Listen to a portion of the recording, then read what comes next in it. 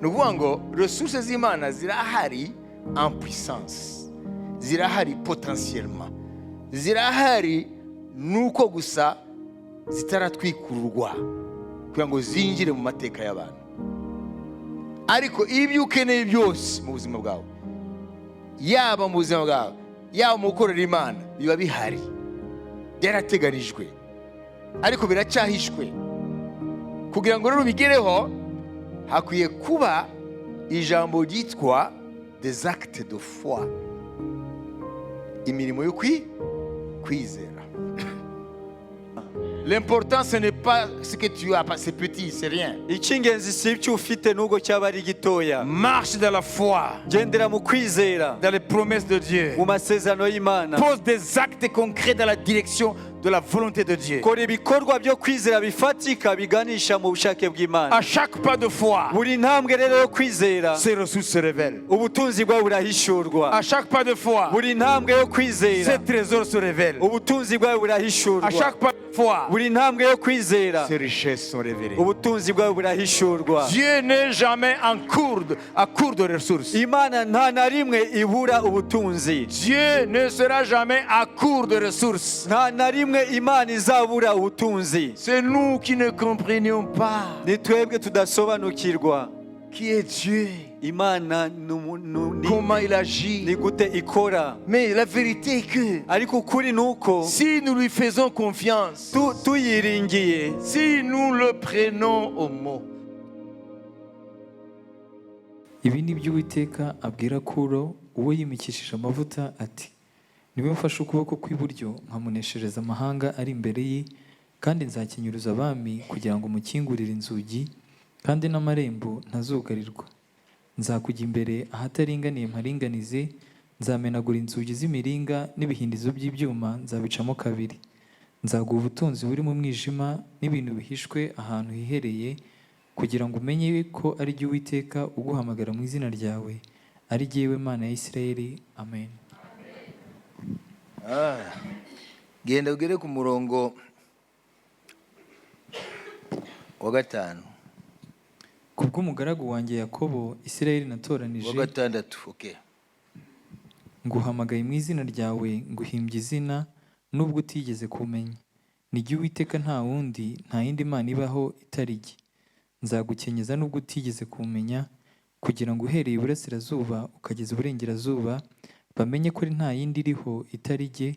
Ni jye Uwiteka, nta wundi ubaho. Amen.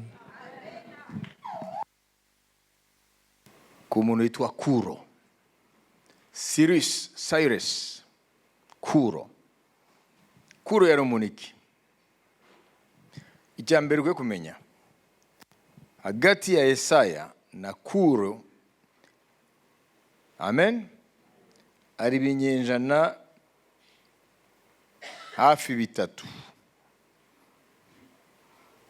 Ibinyenjana hafi 3. Kuro avugwa ntabwo ari Umwisirayeli.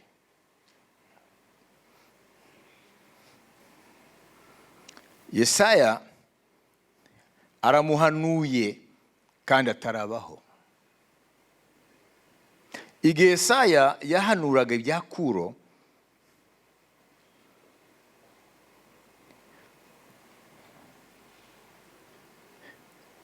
isi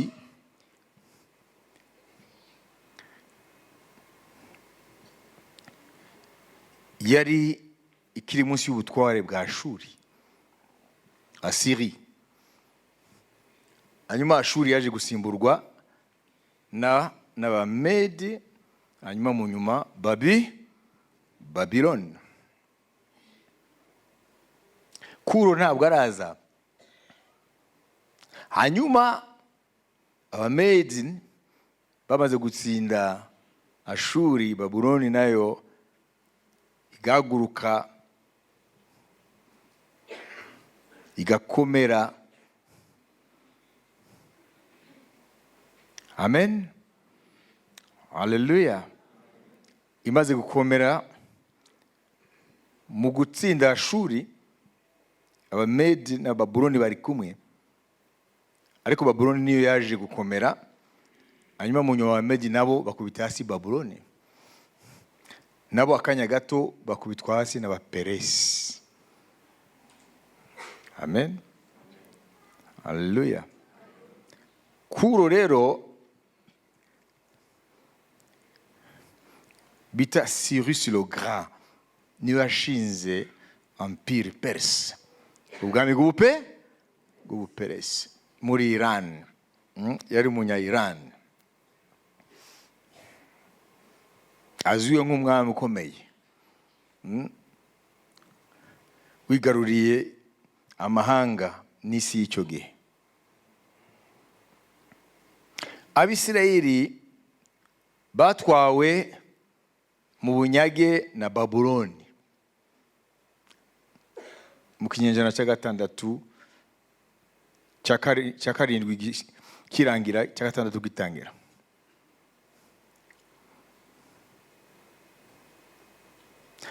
Abisirayeli bamara imyaka 70 i Babuloni.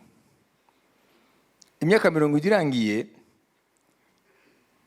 Imana ihagurutsa rero Kuro, kuko Ubuperesi noneho niwo bwaje gufata isi. Kuro rero akijya ku butegetsi, atari kuvuga ngo yarasomye Yesaya, noneho Imana imusohorezaho aya magambo. Mwabibise? Ni byiza kumenya context, niyo mumenya amagambo ubugari bwayo. Imana ishimwe. Tugende ku ngoma, amagambo arangiza ingoma za kabiri, 36, 22, 23. Hanyuma mu mwaka wa mbere w'ingoma ya Kuro umwami w'Ubuperesi, Uwiteka atera umwete umutima wa Kuro umwami w'Ubuperesi. Ni umwaka wa kangahe? Wa mbere. Amen. Kuro agiye ku ngoma y'Ubuperesi. Ntabwo azi ko hashize imyaka isaga hafi 300 yaravuzwe. Imana imuvuga no mu izina atarabaho. Mwabise? Hanyuma rero ngo biro birabo uyu munsi ngo Imana ntabyizi, ngo ntabwo yabimenye. Erega kutamenya ijambo ry'Imana umwami w'Imana niyo mpamvu dukuka umutima n'ibintu tubona mu buzima, tukagira ibibazo, tukagira ubwoba ngo komeza. Ngo ijambo Uwiteka yavugiye mu kanwa ka Yeremiya risohore. Ategeka ko bamamaza itegeko mu gihugu cye cyose, araryandika ati: Kuro umwami w'Ubuperesi aravuze ati, Uwiteka Imana nyir'ijuru yangabiye ubwami bwose bwo mu isi, kandi yanyihanangirije kuyubakira inzu i Yerusalemu h'i Buyuda. None umuntu wo mu bantu bayo wese uri muri mwe, Uwiteka Imana ye ibane nawe kandi azamuke. Amen. Mwabibise? Iyo usomye gutya ni wakwibaza ko ari umuyuda. Ntabwo ari umuyuda. Amen. Ni umwami w'Ubuperesi. Yesaya yarahanuye kuri Kuro. Imana imuvuga no mu izina mu gihe cy'umuhanuzi Yesaya, ibinyejana 8 mbere ya Yesu.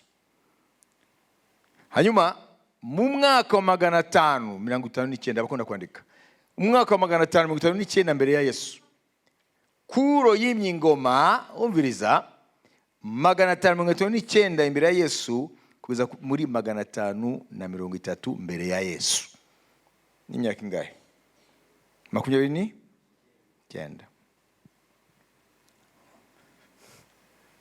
Abantu bibaza ngo nukubagura mu mutwe mbaye imibare. None se mwebwe muzabimenya gute mutabona ibintu historiquement, chronologiquement uko byagenze? Si kibazo se. Uzamenya se gute ibi bintu uko byavuzwe batakubwiye? Amen. Yuko ibi bintu ntago bikozwe ubu, byaravuzwe bikaba bikozwe ubu. Kwiye kubimenya. Sibyo? Yesaya yabayeho ibinyejana 8 mbere ya Yesu, yaka 700. Hanyuma Kuro azaryari 559 ari ingoma. Uyu mwaka wa mbere mumvise hano ingoma ye Kuro yimye ingoma kugeza kuri 530. None akijya ku ngoma mumvise niko yashize imbere, gucyura ubwoko bw'Imana ngo basubire Yerusalemu kubaka inzu y'Imana yari yashingwe na Nebukadinezari. Ibyo biragoye kubyumva bene data? Ibyo biragoye.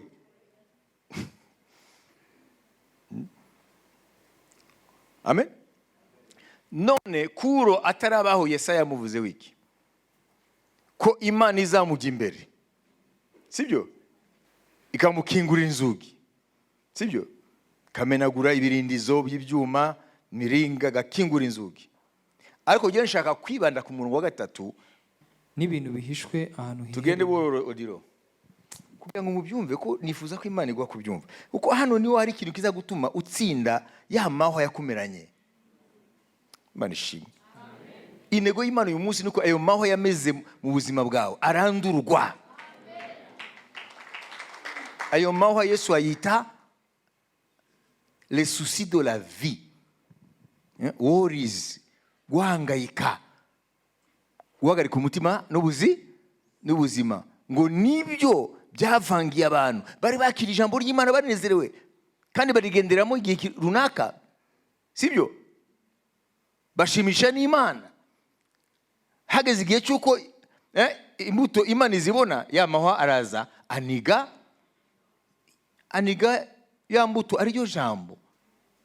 Uyu munsi Imana yantumye ngo amahwa arandurwe.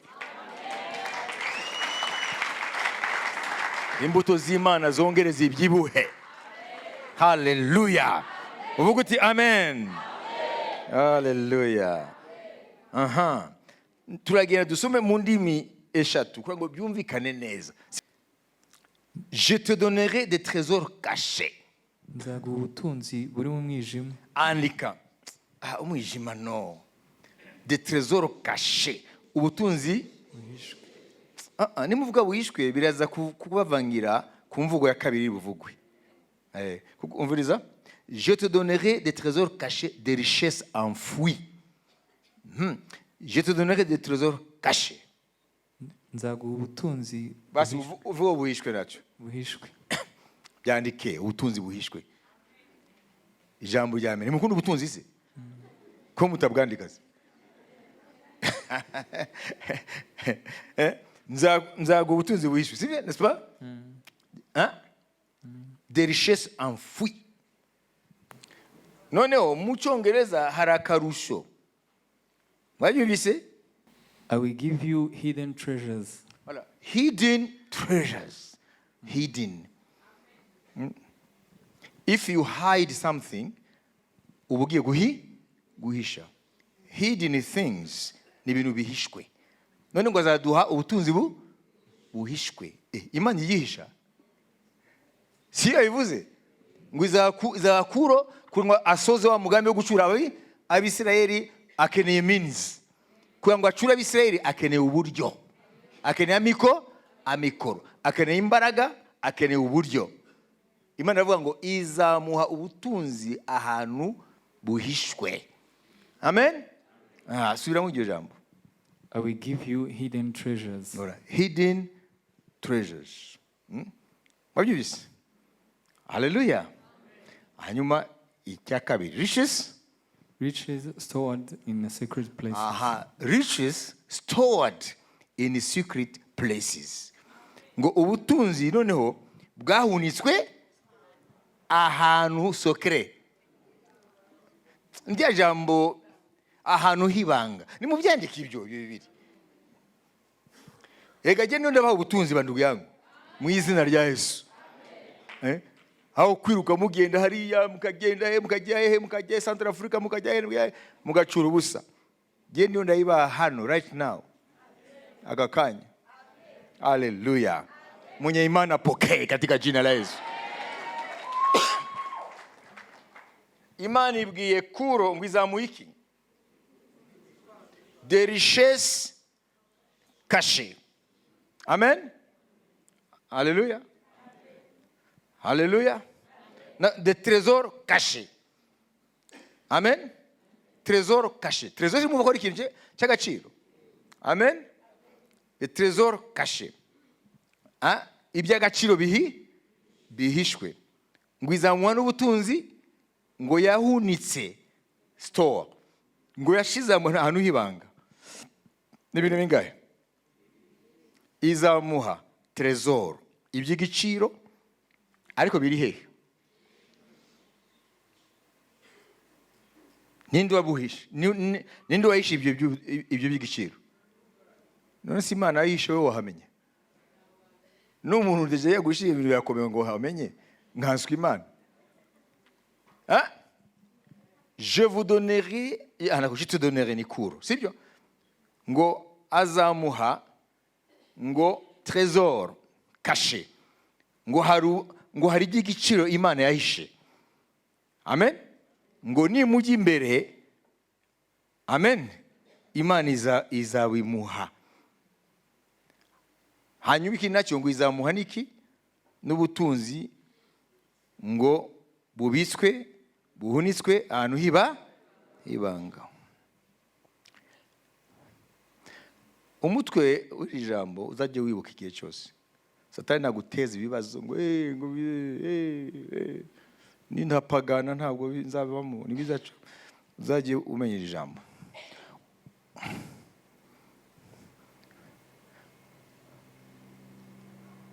Où est-ce que Dieu a caché ses ressources? Ese ubutunzi bw'Imana, iby'igiciro by'Imana biri? Kuko hano yatubwiye ngo trésor na richesse ngo birahari. Iby'igiciro, amen, bikenewe mu buzima kugira ngo bigendeshe ibintu kandi biheshe Imana icyubahiro. Kuko Imana, ntabwo Imana iyoboye ko ukeneye uburyo, yaba bwo kubaho, yaba bwo kwikorera. Amen. Uyu munsi hamwe n'intege zawe n'ibyaha byawe, ndizera kuza kubyihana, wishire mu mwanya wa kuro. Uyu mwanya wumve ko uri mu mwanya wa kuro. None Imana irakubwira ngo nzakujya imbere. Ngo iki? Trésor caché, iby'igiciro bishwe, ubutunzi bwabitswe ahantu hibanga. None ko Imana itabeshya, kuvuga ngo birahari. Amen. Kuko yavuze ko azabihakura, kuko hari misiyo yamushinze yo gucyura abantu be no kubaka ingoro y'Imana. Bikeneye imbaraga, bikeneye amikoro. Amen. Ntabwo Imana yakuremye ikawushira muri iyi si itazi ko ukeneye kubaho. Ntabwo Imana iguhamagara ngo uyikorere ntimenye ko ukeneye ibyo kwikorera. Ubwo se yagiye babwira ngo nimuzimberanye muzana amaturo n'ibya 10 bishize, izi yuko mutabigira. Ubwo se Imana yababwira ngo mubaka umurimo wayo izi ko mudafite mugira. Imana yamenye ko Abisirayeli bamaze imyaka n'imyaka mu buretwa ntacyo batunga, sibyo? Akazi kabone kubyuka mu gitondo bakubitwa babumba amatafari. Ariko ko bari bakeneye kubaka ubuturo mu butayo, Imana ntabwo yababwiye ngo noneho nimukubite umutwe, nimba bakubite urukuta igifunsi ngo babone ibyo kuyikorera. No. Hageze ko bahaguruka, abari abatindi n'abakene bahinduka abatunzi b'izahabu n'ifeza.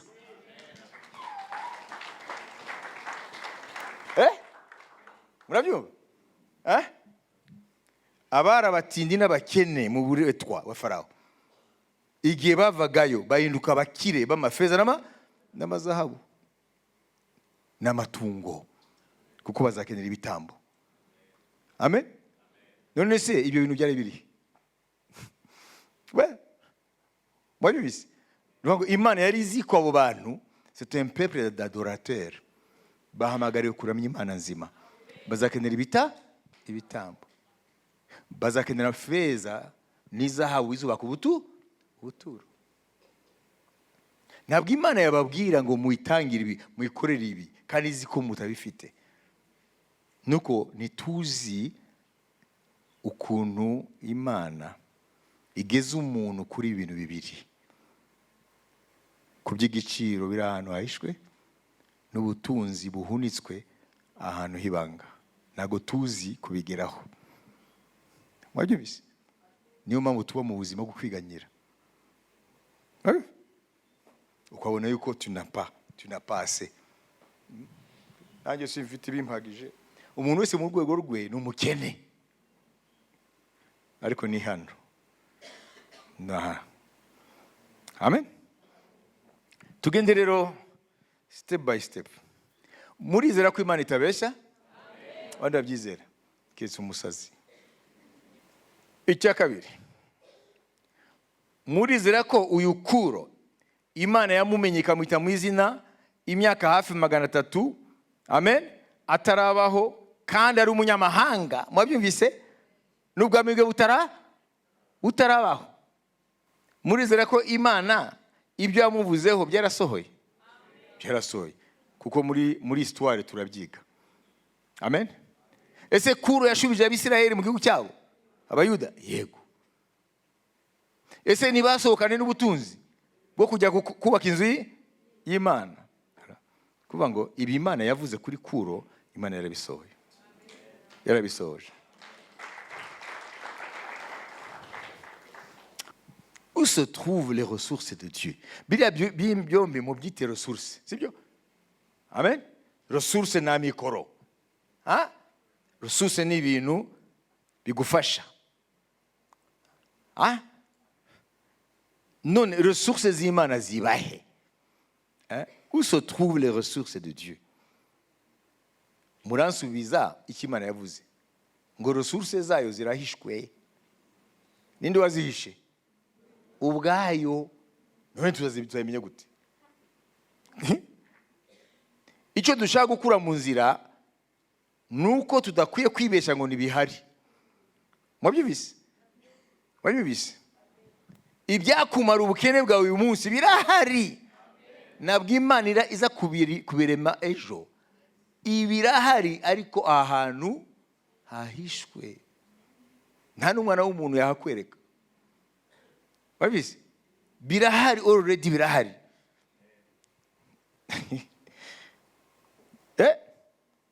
Amen.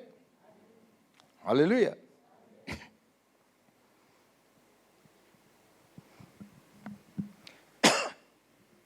Ese Yesu yarakeneye gusohoza ubuhanuzi bwa Zakariya bumuvugaho ngo wa mukobwa w'i Siyoni we nezerwa, umwami waraje yicaye ku nyana w'indogobe? Iryo jambo yarakeneye kurisohoza, sibyo? None se yari kurisohoza agenda n'amaguru? Akwiye kuboneka icyana ki? None se Yesu yari afite indogobe? Yari umworozi? None se ko Zakariya yavuze ngo nezerwa imyaka 500 n'indi mbere ko Yesu aza, ngo nezerwa umukobwa w'i Siyoni we, ngo umwami wawe araje yicaye ku cyana cy'indogobe? Mwigeze mumva Yesu atunga ikintu? Nta n'inkoko yigeze atunga, nta n'inkoko, nta n'urukwavu. Ngo ntafite, ngo n'inyoni zifite ibyari, ariko umwana w'umuntu ntafite. None si uba ndiyo ndabesha se? Nta n'inkwavu yigeze atunga. Ariko ngo niyagera yuko amanuka Yerusalemu gusohoza ubuhanuzi bwa Zakariya, hakwiye kuboneka icyana cy'indogobe.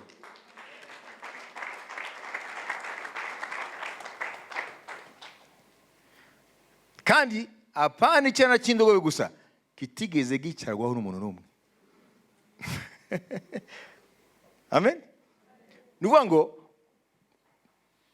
Imana isi itararemwa yari yaramaze gutegura kiriya cyana cy'indogobe. Cyari kibazwe muri ressources z'Imana. Tukomeze. Nushaka amafaranga se? Petero aragiye abwira umwami ati, hanze ingabo abasirikare ba Kayizari barahari, Abaroma bari barakora umukwabo wo gufata abantu batarasora. Kandi natwe tugeze mu myaka y'ubukure. Abwiye Yesu afite banki ze. Mugize mumva Yesu ajya kubika muri Musako? Nubwo yari umwigisha. Ekada. None baramubaza ngo aho hanze nidusohoka uyu munsi ntabwo tujya kuvuga ubutumwa, baradufata tu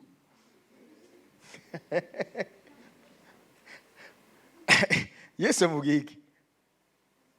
Biratangaje iby'umwami Yesu. Uyu mwami Yesu aratangaje. Amen. Petero na bagenzi be baravuga ati ntidusohoke uyu munsi, hanze hari umukwabo. None dore hahandi yavuze ngo ntidusohoke niho amuhereje. Ati Petero, mbere ko nkwamagana nagusanze ku nyanja, umugabo wari wo kuroba. Sindi gusaba icyo utashobora, ndagusaba icyo uzobereye. Fata indobano rero, genda ku nyanja, nsohoke. Wowe genda.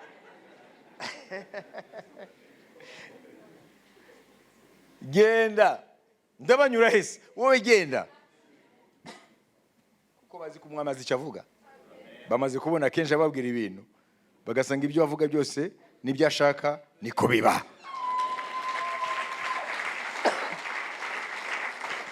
Nugera ku nyanja, ifi ya mbere uri burobe, uyasamike, uraza kubona amafaranga. Exactement ayo uriya Kayiza ashaka. Utange uwo musoro nanyu ntangire. Ngo mu bisanzwe ntabwo twabaha n'urutete. Bavuga ngo ntitubaskandalize. Kugira ngo ntitubasitaze mubahi. Ibyo Kazira mu bihe Kayiza. Petero aravuga ati mwami arabizi buriya. Ariko nibushe mu bwenge. Iyo fi yahita rendezvous na Petero. Petero aragiye. Abandi bagomba bari barikade mu nzu. Ageze hariya, bari abantu babaye mu buzima supernatural. Yari inshuti babanaga na supernatural, babanaga na surnaturel. Ntabwo byari ibintu by'idini nk'ibyacu hano. Surnaturel, il baignait dedans. Bari muri piscine, amen, y'ibitangaza ku munsi ku munsi. Hallelujah. Mu buryo baryamaga nijoro, nubwo babarushe bagiye hirya no hino bajyanye n'umwami kuvuga ubutumwa, baryamaga nyuma Petero akahita abaza Yohana, ntabwo ufite amatsiko y'ibyejo? Ariko uyu munsi n'amatsiko agihari. Mumva, babaga mu matsiko. What next? Hallelujah. Ko yakoze ibi uyu munsi, ejo bimeze gute? Kugeza aho Petero yibaga umugore n'abana. Kuko yibera avuga ati nta handi umuntu yakwibera. Yakwibera ku birenge by'umugabo. Hallelujah. Ibigeragezo yabitaraza ariko. Aragenda araroba. Ifi ya mbere, amafaranga arahari. Exactement uko umwami yavuze. Mwewe nanjye twibaze, ayo mafaranga ndo yashizemo. Kubera ikisi ayo mafaranga atari mu mafi yandi ari mu rundi ruhande. Ni bwa butunzi bwayo buri ahantu hahishwe.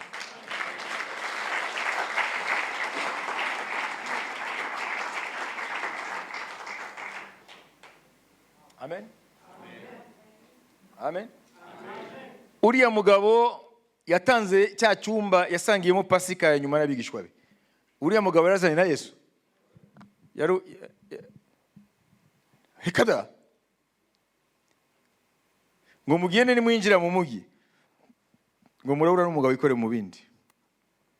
Umubwire ngo umwigisha aravuze ngo twereka aho asangira Pasika n'abigishwa be.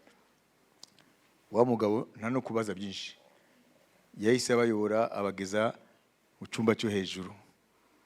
Narakigeze muri icyo cyumba aho basangiriye Pasika kiracyari. Ni kuri niveau ya mbere.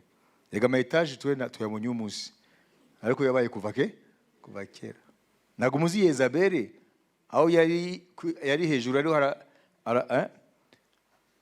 ariho arakoba. Uriya yaje kumurimbura. Yewe yari hehe? Etaje zari zere kuva kera. Nuko utarubizi ko zari zihari, sibyo? Noneho aramwereka cya cyumba. Yesu yaragikodesheje. Nuvuga ngo n'icyo cyumba n'iyo nzu, amen, byose ubishire muri bwa butunzi buri ahantu hahishwe. Igihe kigeze Imana niyo ibuhishura. ariko igihe cyayo kitaragera ntunamenya ko buhari, ariko buba buhari. Amashimeje ku mwami.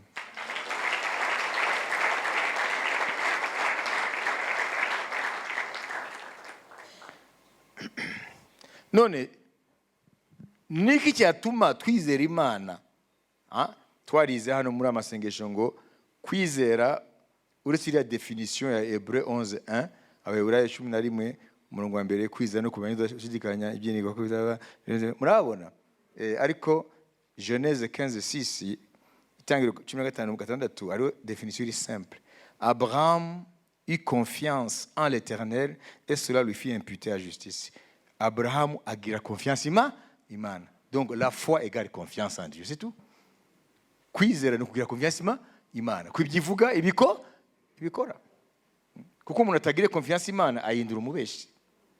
None ikintu ukwiye kumenya, igihe cyose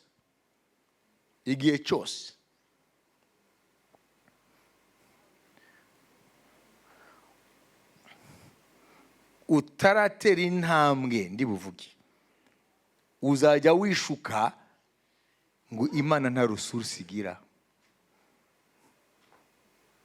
Uzajya wibeshya ngo Imana ntabwo igira resource, nta butunzi igira, yarabiremye ibijugunyaho gusa.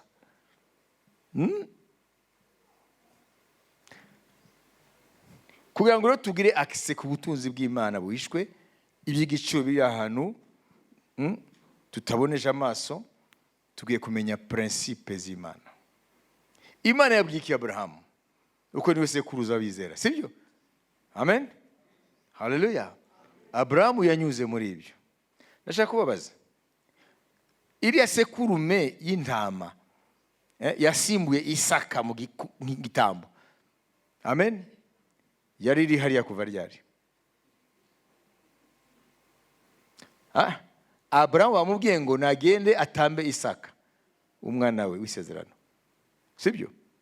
Abraham abwira Isaka, amubaje ngo data, ngo inkwi zirahari, igitambo kiri, Uwiteka azirongera igitambo. Ese Abraham yarazi aho kiri? Yarazi uko biza kugenda? Oya, yagiriye confiance Imana. None se igihe Imana yavuze ngo Abraham ntugire icyo ukora ku mwana, hindukira, abona isekurume y'intama ngo isimbure Isaka. Ninde wayishize hariya? Yari yande? Yaje ryari? Izo zose rero nibyo bita rero resources z'Imana. Igihe cyose, amen, hataragera ntumenya ko zihari, ariko ziba zihari. Nugere muri Bibiliya yose uraza kwibona igihe Imana hageze yuko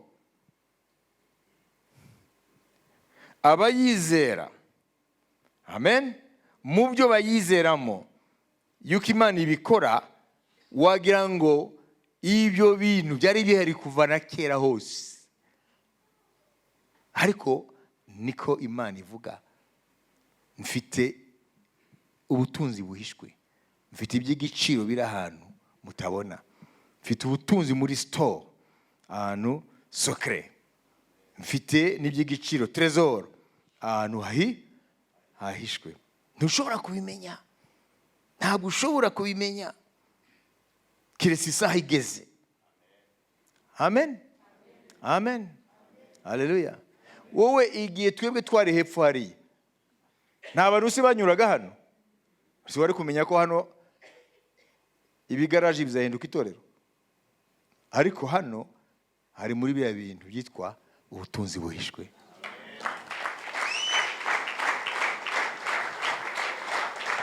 Igihe isaha itaragera ntuzanabimenya, ntumenya Imana resources zayo zibahe, trésor zabo zibahe, ubutunzi bwayo bubahehe. Amen. Icyambere Imana yabwiye Abraham, iramubwira ngo kugira ngo nguhe ibyo ngusezeranye, icyambere gendera imbere yanjye utunganye. marche devant moi, sois intègre. Gendera imbere yanjye utunganye. Soma Itangiriro 17 umurongo wa mbere. Ubwo turareba rero l'accès aux ressources de Dieu. Twagera gute kuri ibyo bintu Imana ivuze? Iby'igiciro biri ahantu hahishwe, ubutunzi buri ahantu hibanga hazwi n'Imana gusa. Aburamu amaze imyaka 99 avutse, Uwiteka aramubonekera aramubwira ati, ni jye Mana ishobora byose, ujye ugendera imbere yanjye kandi utungane rwose. Amen. Amen. 15:4. Hanyuma y'ibyo ijambo ry'Uwiteka riza kuri Aburamu mu iyerekwa riti, Aburamu witinya, ni jye ngabo igukingira, uzagororerwa ingororano ikomeye cyane. Aburamu aramubaza ati, Mwami Uwiteka, uzangororera iki ko ngenda ndi incike, kandi uzazungura urugo rwanjye ari Eliyezeri umunyadamasiko? Ati, dore nta rubyaro wampaye, kandi uwavukiye mu rugo rwanjye azaragwa ibyanjye. Maze ijambo ry'Uwiteka riza kuri we riti, uwo si we uzaragwa ibyawe, ahubwo uzakomoka ku rukiri rwawe niwe uzabiragwa. Amen. Amen. Aburahamu we arabona yuko iby'urubyaro ntabyo, ibyo afite bizatwarwa n'umugaragu we Eliyazari w'i Damasike muri Siriya. Imana iramubwira ngo gendera imbere yanjye utunganye, ta récompense sera grande. Ibihembo byawe bizaba byinshi. Hanyuma Aburahamu abwira Imana ngo ibyo se byagenda gute nta n'urubyaro ngira? Mwese murabizi ni ryari Imana yamuhaye urubyaro? Yamuhaye urubyaro mu gihe bitagishoboka, kugira ngo Imana yerekane yuko ntabwo ari ikibazo cy'uko ibintu bidashoboka, ni ikibazo cy'umuntu ugendana nayo, nimba yagendana nayo kugeza ku isaha aho Imana itwikurura aho yabitse ibintu. Ikibazo rero ni iki? Aberiza, kenshi ntabwo tugenda imbere yayo dutunganye. Cya kabiri, kenshi ntabwo tunizera yuko Imana ifite resource zihari, ntabwo zizaza, zirahari, ariko tukabura kwihangana mu gihe tugendana n'Imana. Nabyo bigatuma tutamenya ko Imana ifite resource zihari, nuko umwanya wo kugira ngo Imana izitwikurure wowe uba wabivuyemo, wowe utakiri mu witega ko Imana hari icyo iri bukore. Ari ikintu cyitwa ibintu biri en puissance cyangwa potential. Turabyize hano bari hano igihe twize kubyerekeye future. Est-ce que le futur existe déjà quelque part potentiellement? Abari hano barakurikiye. Ni ukuvuga ngo ressources z'Imana zirahari en puissance, zirahari potentiellement, zirahari nuko gusa zitaratwikururwa kugira ngo zinjire mu mateka y'abantu. Ariko ibyo ukeneye byose mu buzima bwawe, yaba mu buzima bwawe, yaba mu gukorera Imana, biba bihari, byarateganijwe, ariko biracyahishwe. Kugira ngo rero bigereho, hakwiye kuba ijambo ryitwa des actes de foi, imirimo yo kwizera. Igihe cyose nta kwizera guhari, igihe cyose nta mirimo yo kwizera ihari, ntuzigere umenya ko Imana yari ifite resource.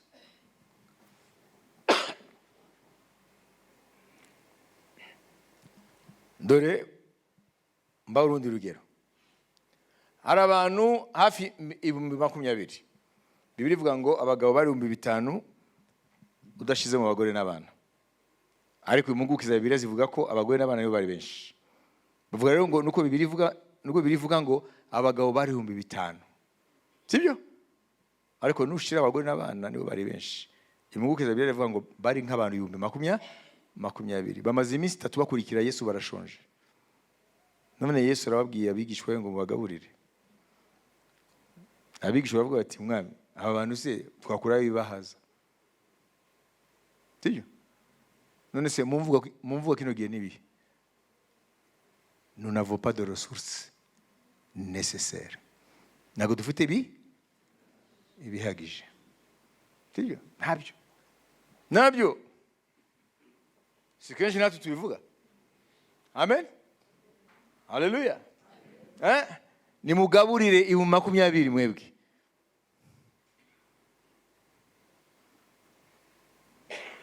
Baravuga ati ibintu uvuga ntibishoboka. Nubwo twagerezwa amafaranga tukajya gushaka imigati ntidushobora.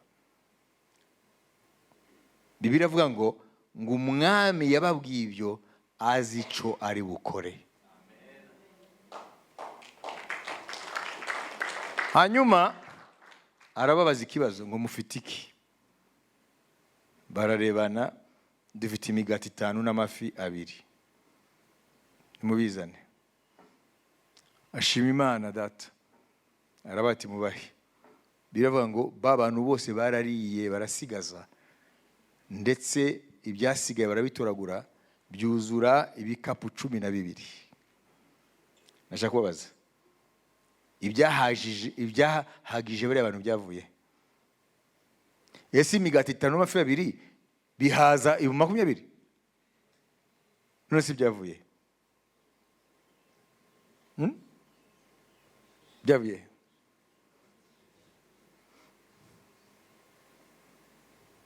Byavuye muri ziriya resources z'Imana udashobora kubona. Amen. Rero muri urugendo turimo, ibintu bituzanira amahwa mu buzima bwacu, tugatangira kwibaza tuzarya iki, tuzanywa iki, bizagenda gute, amafaranga rero aranshirana, sinzabona yahagije, ejo nzava ku kazi, ibi nibi. Ibyo byose nuko tutazi Imana twizera iyo ariyo. N'Imana ifite ubutunzi n'iby'igiciro ubwayo izi aho yabishize, kandi ibyo gihe cyose biba bihagije kukumara ubukene bwawe.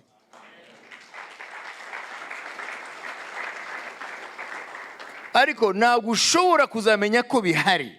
Resources z'Imana zimenywa n'abantu bamaze kumenya ibyo. Bivuga ngo ziba zihari potentiellement, ziba zihari mu impuissance. Murabona impuissance muri philosophie, ni ukuvuga ngo iyo urebye statue, iyo urebye ikibumbano, amen, haleluya, uriya mu artiste, uriya muhanzi, mbere yuko abumba, we yanyuze ahantu hari ibumba ntaribona ibumba nkawe, we uhanyuze ubona ibumba. Iyo unyuze ahantu wowe ubona ibumba, we yanyuze ntabona ibumba, abona ikibumbano. Ririya bumba ni statue en puissance, nuvuga ngo ni en puissance, ariko abona en acte. Azabona ribumba arivanyemo ikibumbano. Amen. None resources z'Imana zirahari en puissance. Amen. Birasaba ko igihe kigera cy'Imana noneho ibyayo bikaba active, bikinjira mu buzima bwawe. Uyu mwanya nkubwira ibyo ukeneye byose, uyu mwanya birahari. Birahari muvandimwe. Birahari. Yafi n'amafaranga ari mu nda yayo irahari. Ya ndogoba irahari. Ibintu byose ukeneye mu buzima birahari. Ntabwo bizaremwa ejo. Birahari, ariko wowe nanjye ntituzi aho biri. Kuko Imana yavuze ko yabishyize ahantu hahishe. Yabishyize ahantu secret. Yabishyize ahantu enfoui.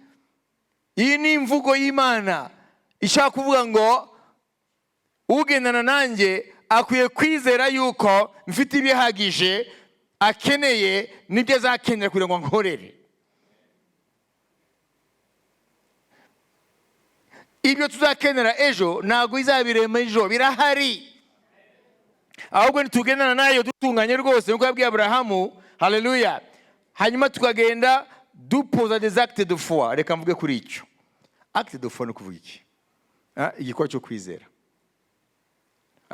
Ni ukuvuga ngo kugendana n'Imana, haleluya, ukora imirimo yo gukiranuka uhereye kuri ressources disponibles dans les médias. Uhera ku byo ufite. Amen. Haleluya. Haleluya. Ntabwo uzamenya ko Imana ifite miliyari y'amadolari mu gihe Imana ikubwira ngo ufite iki mu maboko yawe. Nubwo yaba amafaranga y'igihumbi, kora ibijyanye n'igihumbi. Amen. Icyo ukwiye kumenya, nimba acte de foi yawe iri pose muri direction y'Imana, iyi ntambwe yo kwizera yose ituma Imana yorosora aho byari bihishwe.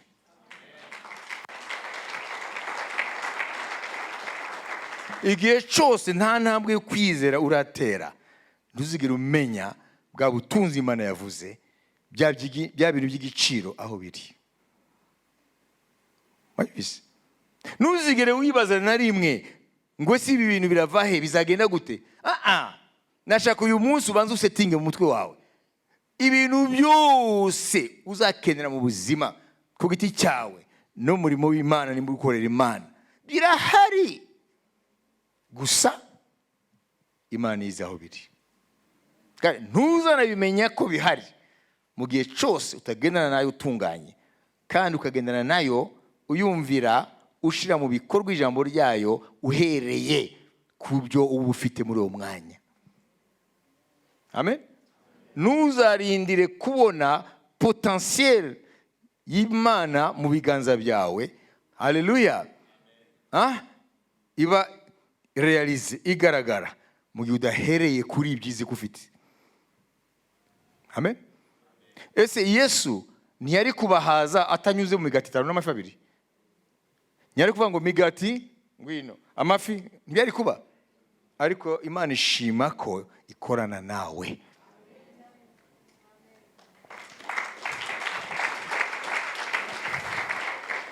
Kuko nitakorana nawe, amen, mu bintu wumva, mu bintu ubona, mu bintu ushobora icyo gihe Imana izareka kuba Imana, izaba magicien. Kandi Imana ntabwo ari magicien. Amen. Hanyuma nawe ntabwo uzamuka kiza noneho. Uzahita uba mu by'imyuka bidafututse. Wabyumvise? Wabyumvise? Amen. Haleluya. Ubwo se tuza kugura hano habaye maji. Habaye maji. None se iyo tubyuka mu gitondo ugasanga ya mafaranga arahari. Arahari aho mu cyumba. Bihinduka maji. Imana ntabwo ari magicien. Imana ifite ressources, rero iyo zigeze ku Imana zitwikurura, amen, haleluya, zinjira mu nzira nawe ushobora kuvuga ati iyi ntabwo ari maji, ni Imana yakoze ibi, ni Imana yakoze ibi, ni Imana yakoze ibi. Haleluya. Haleluya. Ntabwo Imana byayinaniye kutababaza ngo mufite iki. Yesu afite ubushobozi migati muzura isi yose, amafi yuzura isi yose. Umwami Yesu arabishobora kuko ijambo rye rirarema. Amen. Ariko yaravuze ngo nzagendana namwe, nzakorana namwe. Mwumvise ubutunzi bwa Kuro aho bwari buri? Yavuze ngo nzakugabiza amahanga. Nuvuga ngo Kuro Imana yamuhaye gutsinda amahanga agatwara ubutunzi bwayo. Mwabise? Yafata Egiputa, Imana ikamurika ubutunzi buri muri Egiputa, akabuyora akabutwara muri Iran. Amen. Haleluya. Rero mu gusoza nashaka kukubwira, nimba ushaka kuzasangwa na Yesu witeguye, wejejwe, wikunda umwami, utuzuye amaganya, utuzuye amahangayiko, amasusi, ibyo byose yamahwa, ukwiye gutangira kubaka muri wowe kumenya Imana muri ubu buryo. Imana yamamagaye muri Kristo. Haleluya. Yambwiye ngo ibi ab'isi biruka inyuma yo yarabitabye ahantu kandi nta muntu ahazi niyo ubwayo. None ningendera imbere yayo ntunganye, nkagendera mu kwizera, nkahera ku byo mfite. Amen, haleluya. Hanyuma nkakora ibihesha icyubahiro, izagenda itwikurura ubutunzi bwayo aho yabutabye. Nitumenya aya magambo yabwiye Kuro, ntabwo tuzongera gushidikanya ku mbaraga za Yesu zikora ibitangaza. Ikindi, ntabwo uzumva umwana w'Imana w'ukuri aba mu maganya n'amarira. Amen. Uyu mwanya ndiyo ndavuga, resources tuzakenera ejo zirahari. Ntabwo zizaremwa ejo, zirahari already. Ibyo uzakenera ejo n'umuryango wawe birahari. Ntabwo bizaremwa ejo, ariko biracyari muri avuze iki? Hidden places. Ahantu hahishwe. Hallelujah. Birachari hehe? Secret what? Somali. I will give you hidden treasures. Hidden treasures? Riches stored in a secret places. Voilà. Secret places. Na hantu hari secret. Nta numwe hazi. Uyu mwanya ntabwo uzi wowe ibyakumara ubukene aho Imana yabitabye. Ariko yarabitabye birahari. Hallelujah. Ntabwo izabitaba ejo, byaratabwe birahari. Nta n'umupfumu yamenya aho biri, na Satani ntiyabimenya. Imana niyo izi aho yabibitse. Hanyuma tugenanye nayo mu gukiranuka no ku dutunganye. Donc la marche devant moi soit intègre. Intégrité, sibyo?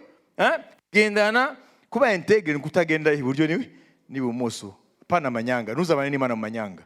Genda hamwe n'Imana mu nzira itunganye. Uzamenya ko ibyo yabwiye Kuro irabikubwira nawe uyu munsi. Mbere yuko nsoza nashaka kubabaza ikibazo. Ni gute umwami Yesu atabeshya? Avuga ngo ntimukiganyire ngo ibyejo. Muzarya iki, muzanywa iki, muzambara iki? Ngo ibyo byose ngo wapagana ibisi ngo nibyo bitwararika. Ngo mwebwe so mu ijuru arazi ko mubikeneye. Nimba azi ko tubikeneye, nafite ibitumarwa bukene. Arabimenya gusa ntagire resource, arazifite. Ni gute Yesu yavuga ngo mushake mbere na mbere ubwami bw'Imana no gukiranuka kwayo, ngo ibyo bindi byose muzabyongererwa. Kubera ikavuga gutyo?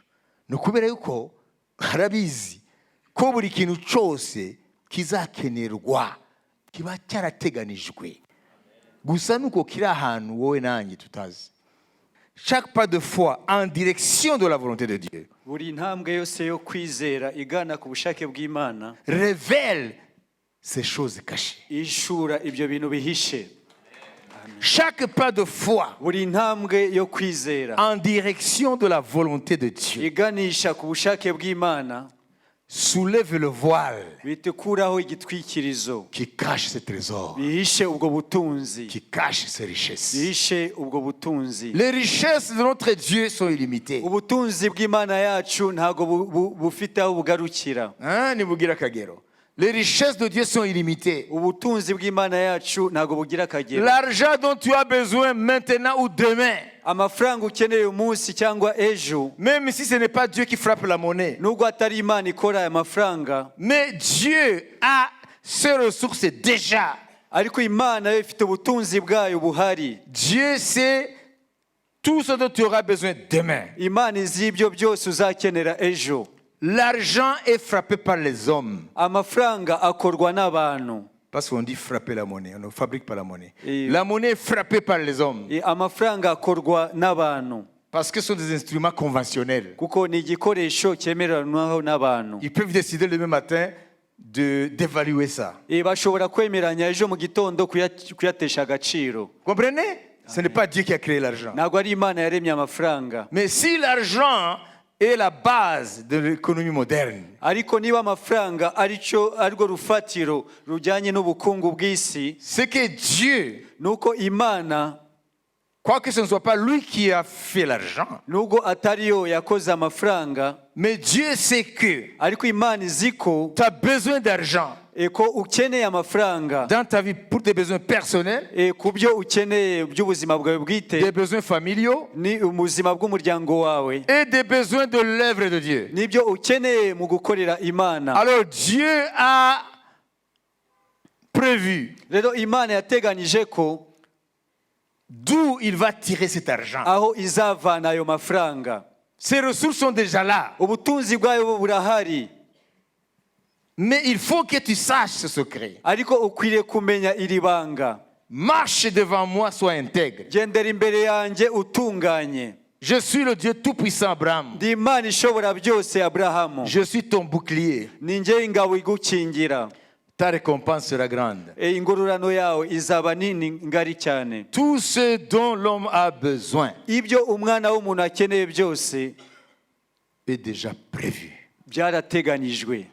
Que ce soit l'argent, Yaba amafaranga, que ce soit la maison, yaba inzu, tout ce dont tu as besoin. ibyo byose ukeneye. Autrement, il ne dirait pas que ce sont les païens qui courent après ces choses. Atari ibyo ntabwo yari kuvuga ngo ni abapagani biruka inyuma yabyo. Vous courez après moi. Mwebwe mwiruke munkurikira mundi inyuma. Cyrus, Kuro, je marcherai devant toi. nzakujya imbere. Dieu ne va pas marcher derrière Cyrus. Ntabwo Imana izagendera inyuma ya Kuro, Parce que Cyrus ne sait pas où Dieu a caché ses trésors, ses richesses. kuko Kuro ntabwo azi aho Imana yabitse ubutunzi bwayo. C'est Dieu qui va aller devant Cyrus. Imana ntizagenda imbere ya Kuro, Et Cyrus va suivre. Kuro noneho nawe akurikire. Et à chaque pas, Rero buri ntambwe il y a des ressources hazaba ari ubutunzi pour ce besoin-là. ku bw'ibyo akeneye uwo munsi. Dieu ira devant toi. Imana izakujya imbere Et à chaque fois igihe cyose, que le besoin doit être, il doit répondre à tes besoins. azasubiza ku byo ukeneye. Là, tu le comprendras à cet instant-là. Aho rero niwe uzasobanukirwa. Je ne sais pas demain Ntabwo nzi ejo d'où viendront les ressources pour mes besoins personnels ou les besoins de l'œuvre de Dieu. ahazaturuka ibyo nkeneye n'ibyo umurimo w'Imana ukeneye. Mais Ariko en se basant sur Ésaïe 45, shingiye kuri Yesaya 45, les promesses faites à Cyrus, amasezerano yahawe Kuro, et que j'interroge l'histoire, kandi mbajije amateka, ça s'est passé exactement comme Dieu l'a dit. byabaye neza nk'uko Imana yabivuze. Alors ça crée en moi, Rero birema muri nge, parce que la foi vient de ce qu'on entend. kuko kwizera kuva ku Et ce kumva, qu'on entend vient de la parole du Seigneur. kumva ijambo ry'Imana. Et la parole dit quoi? Kandi niki ijambo ry'Imana Je rivuga? marcherai devant toi. Zagendera imbere yawe, Je briserai les portes les portes des reins zamenagura inzugi z'imiringa et les verrous de fer. n'ibihindizo byabyo. Et je donnerai les trésors cachés, Zaguha ubutunzi buhishe les richesses enfouies. n'ubutunzi buri ahantu hiherereye. Alléluia. Amen. Afin que tu saches Kugira ngo umenye que c'est moi l'Éternel yuko ari njyewe Uwiteka qui t'appelle par ton nom. uguhamagara mu izina. Je t'ai connu avant que tu viennes en existence. Nakumenye utarabaho. J'ai même nommé ce qui sera ton nom. Navuze n'izina ryawe mbere. Amen. Amen. Tu ne me connaissais pas Ntabwo wari ubizi parce que tu n'étais pas là. kuko ntabwo wari uriho, Mais je t'ai appelé alors que tu n'étais pas encore là. ariko naraguhamagaye utarabaho, Pour qu'il n'y ait pas de confusion, kugira ngo hatabaho urujijo. j'ai donné ton nom. Natanze izina ryawe. Et quand le temps est arrivé, Rero igihe kigeze, Cyrus a été nommé Cyrus. Kuro yiswe Kuro, Et il a fait maze akora ce pourquoi Dieu l'a créé. icyatumye Imana imurema. Donc aujourd'hui, mes frères et sœurs, Rero uyu munsi bavandimwe bashiki banjye, si nous voulons vivre une vie épanouie, niba dushaka kuba mu buzima bwagutse, si nous voulons vivre une vie où nous voyons l'abondance de Dieu, niba dushaka kuba mu buzima aho tuba mu bisaga by'Imana, si nous voulons voir que l'évangile, ce ne sont pas des paroles en l'air, niba dushaka kubona ubutumwa bwiza ko atari amagambo gusa ari aho, si nous voulons savoir que Jésus dit la vérité, niba dushaka kumenya ko Yesu avuga ukuri, alors respectons les principes divins. rero twubahe amahame y'Imana. Icyambere, Si Dieu t'a appelé, niba Imana yaraguhamagaye, marche devant lui dans l'intégrité. gendera imbere yayo mu gukiranuka. 2. Icya kabiri, Sans la foi, tu ne peux pas lui être agréable. nta kwizera ntushobora kuyinezeza. Il faut marcher avec Dieu dans la foi. Ukwiriye kugendana n'Imana mu kwizera. 3. Icya gatatu, Il faut toujours agir avec les ressources disponibles, si petites soient-elles. igihe cyose ukwiriye kugenda ugatera intambwe mu butunzi ufite nubwo bwaba ari bukeya. Dieu, ce qui importe, ce n'est pas le nombre de pains ou de poissons. Icy'ingenzi ntabwo ari umubare w'amafi cyangwa y'umugati. Même s'ils n'avaient qu'un seul pain. Nubwo yari kuba afite umugati umwe, Même s'ils avaient qu'un seul pain. nubwo bari kuba bafite umugati umwe Avec un morceau de poisson. n'agace k'ifi, Néanmoins, Jésus accomplirait les miracles. Yesu yari gukora ibitangaza. L'important, ce n'est pas ce que tu as, c'est petit, c'est rien. Icy'ingenzi si ibyo ufite nubwo cyaba ari gitoya. Marche dans la foi, Gendera mu kwizera, dans les promesses de Dieu. mu masezerano y'Imana. Pose des actes concrets dans la direction de la volonté de Dieu. Kora ibikorwa byo kwizera bifatika biganisha mu bushake bw'Imana. À chaque pas de foi, Buri ntambwe rero yo kwizera, ces ressources se révèlent. ubutunzi bwawe burahishurwa. À chaque pas de foi, Buri ntambwe yo ces kwizera, trésors se révèlent. ubutunzi bwawe À burahishurwa. chaque pas de foi, Buri ntambwe yo kwizera, ces richesses sont révélées. ubutunzi bwawe burahishurwa. Dieu n'est jamais à court de ressources. Imana nta na rimwe ibura ubutunzi. Dieu ne sera jamais à court de ressources. Nta na rimwe Imana izabura ubutunzi. C'est nous qui ne comprenions pas Ni twebwe tudasobanukirwa qui est Dieu, Imana comment il ni agit. gute ikora. Mais la vérité est que Ariko ukuri ni uko si nous lui faisons confiance, tuyiringiye, si nous le prenons au mot, tugafata amagambo yayo nk'uko yayavuze. je vais Tuga- terminer en vous disant, Ngiye gusoza mbabwira, il faut lire ça. dukwiye kubisoma. Ça, on appelle ça l'harmonie des Écritures. Ni uburyo hari injyana mu byanditswe byera.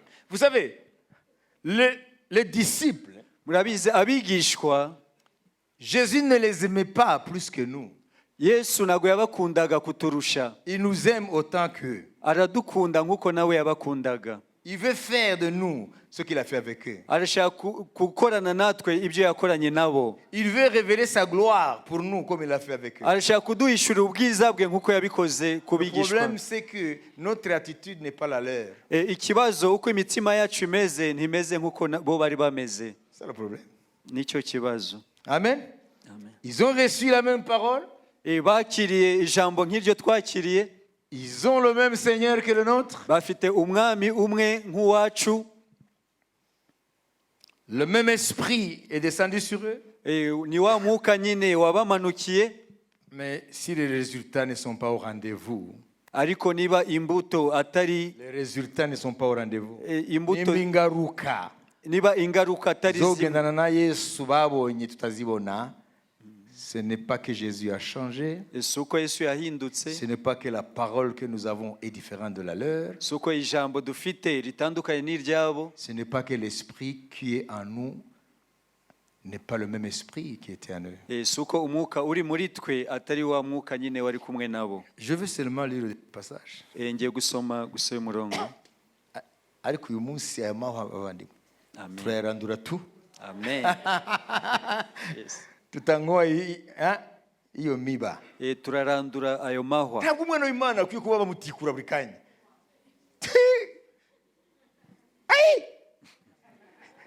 Mu mwuka ari gutaka kwinshi. Bwana atakusaidia leo. Umwami aradufasha uyu munsi. Haleluya. Amen. Haleluya. Amen. Haleluya. Amen. Iri jambo rutane unezere mweneda. Amen. Reka mbabwire. Imana ibona turi mu masengero. Ikabona turi abantu bagahinda. Tuyihebye. Imana birayibabaza. Kurushaho uko bikubabaza. Ni nk'umuntu afite ibifaranga byose byo ku isi agaha mwana w'ibyo ashaka byose, ndetse akamuha n'utubizu buri kanya, uko yinjiye bizu, uko asohoka bizu, akamuterura iki ariko akaguma ameze gutyo gusa. Ariko se my dear, wamburanye iki? Siko avuga. Ibyo ni Imana irakubwira rero. Amen. Ah. Abari hano mu nyigisho murabyuka hari amagambo twasomye Imana yavuze mu kinyarwanda tukabona ko nta mbaraga afite tuyasubira uko bimeze bati bantu barakanura. Dieu dit ceci. Imana ivuga gutya. Dieu dit ceci. Imana iravuga ngo Écoutez. Écoutez. mumve neza. Alléluia. Amen. Il dit ceci. Iravuga ngo Je te porterai dans mes bras. nzagukikira mu biganza byanjye. Ariko ari cyambere cyabanje. Yavuze iki? Nzakonsa. Je t'allaiterai. Nzakonsa. Imana ifite amabere yonsamo. Amen. Kandi amashereka yayo miliyari zose ziri mu isi zishobora konka. Amen.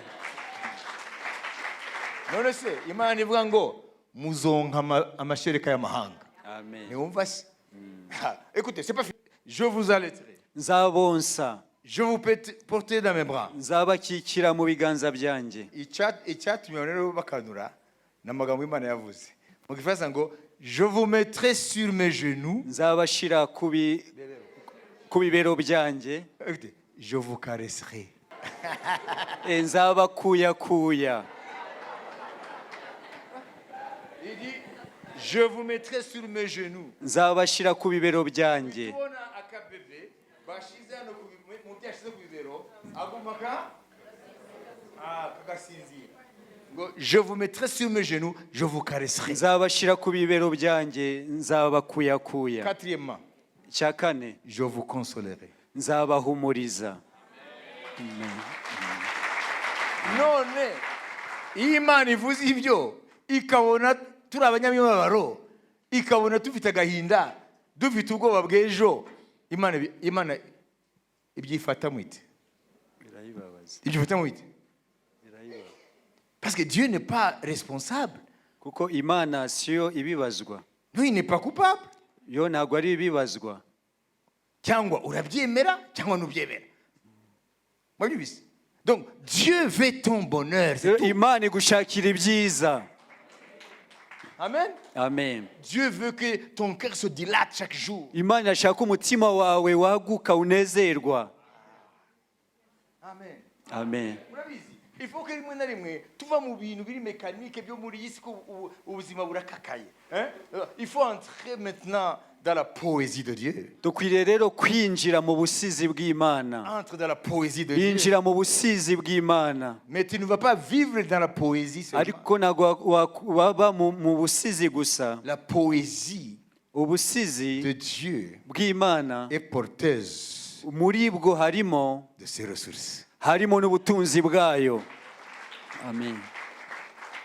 Alléluia. Amen.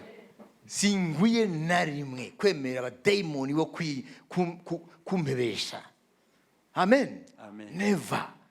Aussi longtemps que Jésus est vivant, Igihe cyose Yesu ari muzima, les ressources ubutunzi dont j'ai besoin nkeneye aujourd'hui, uyu munsi demain, n'ejo jusqu'à la fin des temps, kugeza ku iherezo ry'ibihe sont garantis. byose birahari. Alors, pourquoi est-ce que tu as peur? Kubera iki ufite ubwoba? Pourquoi est-ce que tu n'es pas tranquille? Kubera iki udatuje? Kandi reka mbabwire rero. Mais je suis votre contemporain, non? Nanjye ndiho mu gihe cyanyu. Sibyo? Ikibica si ikindi. Murakira byinshi muri environnement yanyu. Byinshi bisirikira muvuge muti in the air. In the air. Mu kirere. Hano. Ibigambo n'ibiki. N'amaserikare yanyu nababujije mukwiye kuba muri serikare y'Imana. Mubivanamo gahinda n'ubwoba. Wabyumvise? Ça détruit la foi. Byangiriza kwizera. Et la parole de Dieu n'a pas de base pour agir. Ijambo ry'Imana rikaburaho rishingira kugira ngo rikore. Le terrain de l'action de la parole de Dieu, c'est la foi. Urubuga rwo gukora kw'ijambo ry'Imana no kwizera. Ukwiye kumenya ibiriho, ariko ntabwo ari byo bikwiye kugumamo.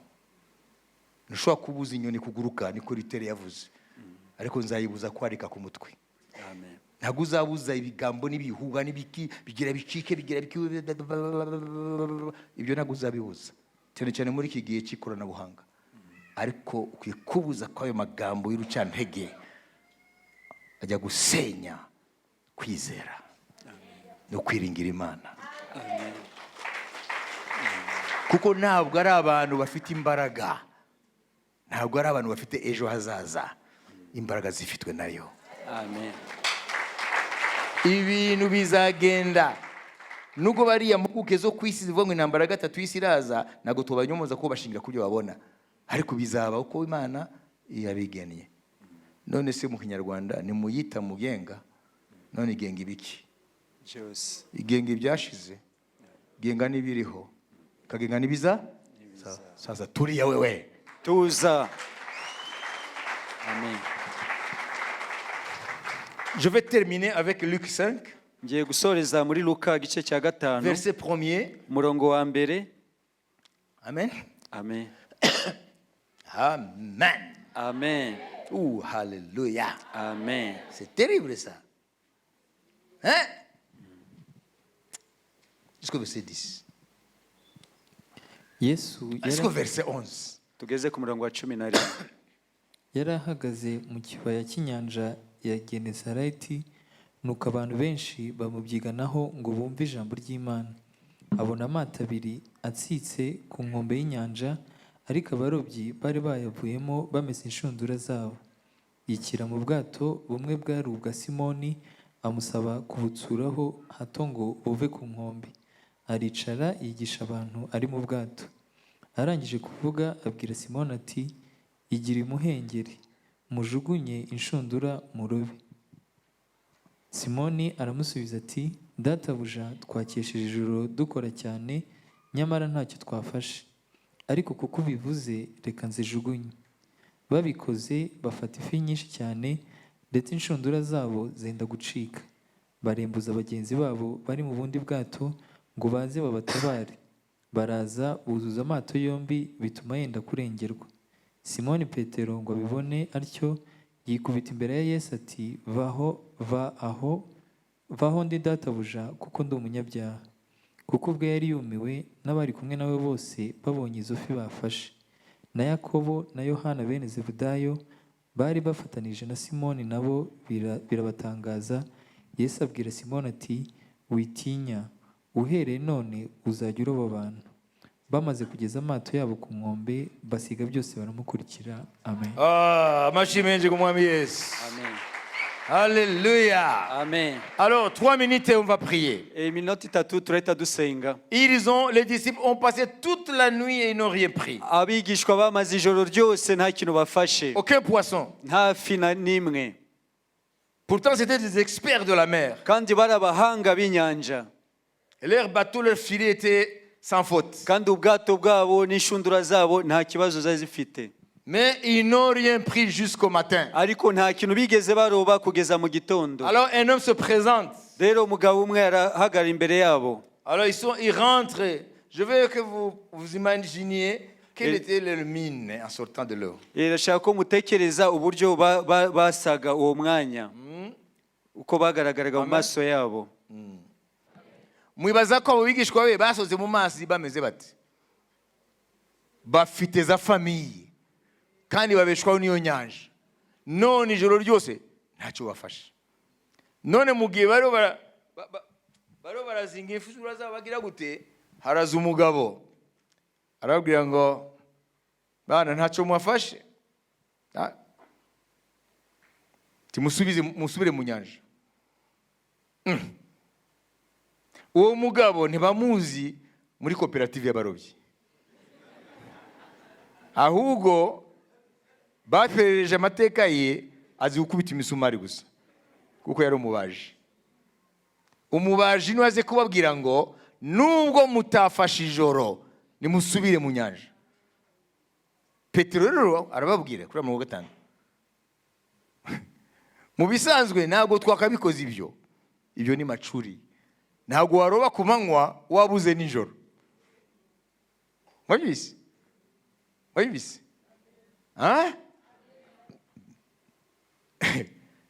Petero aravuga amagambo, nubwo ibyo uvuze bidasobanutse muri uyu mwuga wo kuroba, ariko kubw'ijambo ryawe asubiyemo kujugunya inshundura. Basubira mu bwato, ababwira n'uruhande bari bujugume inshundura. Bibiliya ivuga ngo bararobye uburyo batigeze kuroba mu buzima bwabo, barakanura bagira ubwoba. Arababwira ngo bati Petero witinya. None Yesu uyu munsi arakubwira witinya, uyange n'ubuzima urimo. Ikibazo twibaze mu kurangiza, ayo mafi babuze nijoro ku manywa avuye he? Ayo mafi babuze nijoro ku manywa bayavanye he?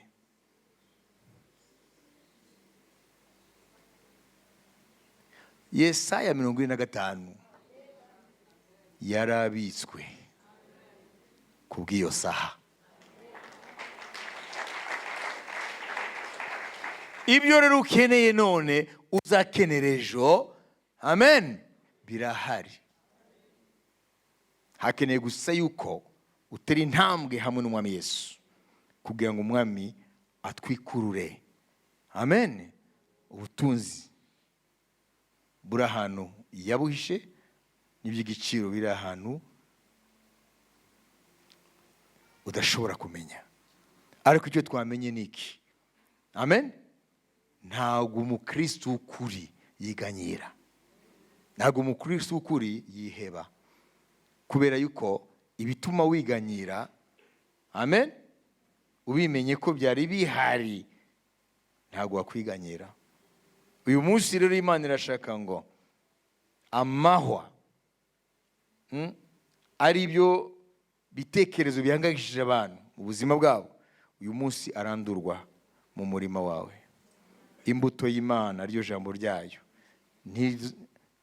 iyo mbuto niyongere kunigwa, amen.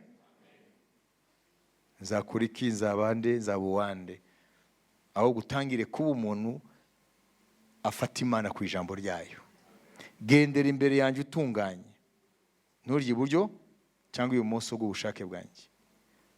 Gendana n'ibyo ufite, ibyo udafite ntabwo ari ikibazo cyawe, kuko Yesu ntabwo ikibazo cyari umubare w'amafi cyangwa umubare w'imigati. Mwabibise? Kuko Yesu arakubwira ukuri, icyo ufite hagurukana ibyo, ibisigaye resources zanjye urazibona.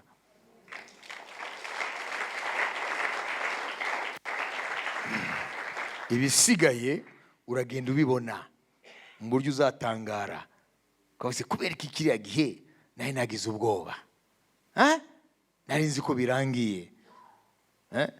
Rero ntushobora kumenya Imana aho yatabye ubutunzi bwayo, aho yahishe iby'igiciro byayo.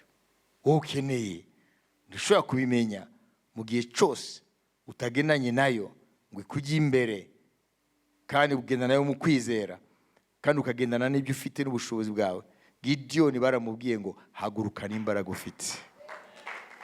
Ntabwo Imana izigera kugusaba ngo wagurukane imbaraga z'akanaka, ntabwo izigera igusaba ngo wagurukane ibyo kanaka afite.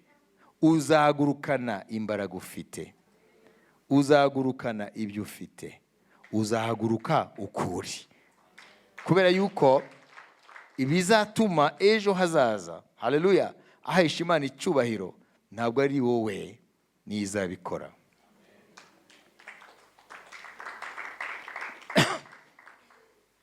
Yaba amafaranga, yaba ibintu, yaba ibiki, byose birahari, ariko abantu ntabwo turabimenya, kuko ntabwo tugendesha Imana y'amaso, tugendesha kwizera. Amen. Buri ntambwe yo kwizera mu bushake bw'Imana, haleluya, ishura resources z'Imana. Reka ndangize mbabwira, ntabwo ibyo dukeneye none n'ejo bizaremwa ejo, birahari. Icyo cya mbere numara kucyumva ni intambwe ikomeye, amen. Ibyo ukeneye none nibyo uzakenera ejo, birahari. Gusa sigaye uko intambwe yo kwizera mu gukurikira Yesu nizagenda yishura ku ibyo bintu byari bihari, amen, haleluya. turashaka uyu munsi amahwa tuyarandure. Amen. Amahwa muvise icyo Yesu yavuze avuga amahwa, les soucis de la vie, worries. Mu Kinyarwanda ni iki? Hein? Les soucis de la vie. Guhangayika, kwibaza ibibazo. Amen. Les soucis nous déstabilisent. Mwabyumvise? Iyo umuntu afite amasusi ntabwo urinda kumushakisha, uramubona mu maso ye. Kubera ko amasusi mu mutima atuma byafekita umubiri wose. Nta muntu yagira mu maso akeye yuzuye amasusi. Ntibibaho. Amasusi igihe cyose yafekita mine, visage mu maso hacu. Amen. Na niyo mpamvu rero uyu munsi aya magambo y'Imana twumvise n'uyizera. Amen. Ukemera ko ayo mahwa uyarandura. Ko uheruye uyu munsi uzizera ibyo Imana ivuga. Uzagendana nayo, uzayikurikira mu bukiranutsi. Haleluya. Amen. Ibyo ushoboye uzabikora mu kwizera, ahasigaye Imana irakwizeza ko ifite ubutunzi ukeneye ariko niyizi yawe yawushize. Ifite iby'igiciro ukeneye ariko niyizi abishize. Ba Petero iyo banga kujugunya ishundura bagagarara muri experience yabo y'inyanja, ntibari kumenya ko ari amafi yarahari. Sibyo? Acte de foi, intambwe yo kwizera yo kumvira ijambo rya Kristo ryahishuye amafi ijoro ryose babuze. Uko niko bimeze rero. Nivuga ngo kumvira Imana mu kwizera bishura ubutunzi bw'Imana. Amen. Uko bizaba kose muri isi, nimba impanda itaravuga, ntidukwiye na rimwe kugira ubwoba, ntidukwiye na rimwe guhangayika. Amen. Faisons confiance à Dieu. Nitumenye ko Imana ari ukuri, ijambo ryayo ni ukuri. Haleluya. Nta na kimwe tuzaba, na kimwe tuzayiburana. Buri kintu cyose cyarateganijwe. Amen. Wongere utekereze cyane ku by'Imana abwiye Kuro, none uyu munsi wowe niwe Kuro. Tu vas dire, Seigneur Jésus, vuga mwami Yesu, je demande pardon ndasabye imbabazi de ne pas avoir été vigilant kuba ntarabaye maso, et que Satan, Satani akaba il a fait entrer les épines akaba yarinjije amahwa insidieusement, mu buryo bw'uburiganya, et ces épines ont étouffé ta semence. kandi ayo mahwa yabyize imbuto yawe. Yarayinize. Ces épines ont étouffé ta semence. Ayo mahwa yanize imbuto yawe. Et maintenant, par voie de conséquence, j'ai manqué de paix. Rero kubw'ibyo nabuze amahoro. Je tremble par ce qui fait trembler ceux qui ne croient pas en toi. Mpinda umushyitsi n'ibihindisha umushyitsi abatakwizera. Aujourd'hui, je dis non Uyu munsi ndavuze oya à tout ce qui vient du monde des ténèbres. kuri ibyo byose biva mu isi y'umwijima. Aucune pensée venant du monde des ténèbres Nta gitekerezo na kimwe kiva mu isi y'umwijima qui trouvera place à moi. kizabona umwanya muri nge. Je décide d'être une bonne terre. Fasha icyemezo cyo ku butaka bwiza Où il n'y aura que ta semence. hazabamo gusa imbuto yawe. Je ne tolérerai plus les mauvaises herbes. Ntabwo nzongera kwemera ibyatsi bibi Semées par l'ennemi. byaribwe n'umwanzi. Je te promets, Seigneur Jésus, Ndagusezeranya mwami Yesu de ne plus être négligent, ko kutazongera kujenjeka, d'être vigilant. ahubwo nzaba maso. Je te demande, Seigneur, Ndagusabye mwami, une foi sincère. ukwizera kuzira uburyarya. J'ai compris Nasobanukiwe que tout ce dont j'ai besoin ko ibyo nkeneye byose dans ma vie quotidienne, mu buzima bwanjye bwa buri munsi, dans ton œuvre, mu murimo wawe, pour ma maison, ku bw'urugo rwanjye, est déjà préparé, byose byarateguwe, est déjà dans ton trésor. byose biri mu bubiko bwawe, Préparé pour moi. warabinteguriye. Donne-moi la foi en ces paroles Ume kwizera iri jambo pour que je marche dans l'épanouissement. kugira ngo ngendere ahagutse, Confiant en toi et en ta parole. nkwiringira n'ijambo ryawe. Je reçois, Seigneur, Ndakiriye mwami, au nom de Jésus. mu izina rya Yesu. Même mon langage, n'imvugo yanjye je décide de le changer. fashe icyemezo cyo kuyihindura. Je ne parlerai plus comme les gens du monde. Ntabwo nzongera kuvuga nk'ab'isi, Je parlerai toujours selon ta parole. ahubwo nzavuga ibijyanye n'ijambo ryawe. Je ne serai plus alarmiste. Ntabwo nzaba umuntu w'ibyacitse. Je consolerai ceux qui chancellent. Nzahumuriza abacitse intege Au nom de Jésus. mu izina rya Yesu. Amen. Amen. Amen. Amen.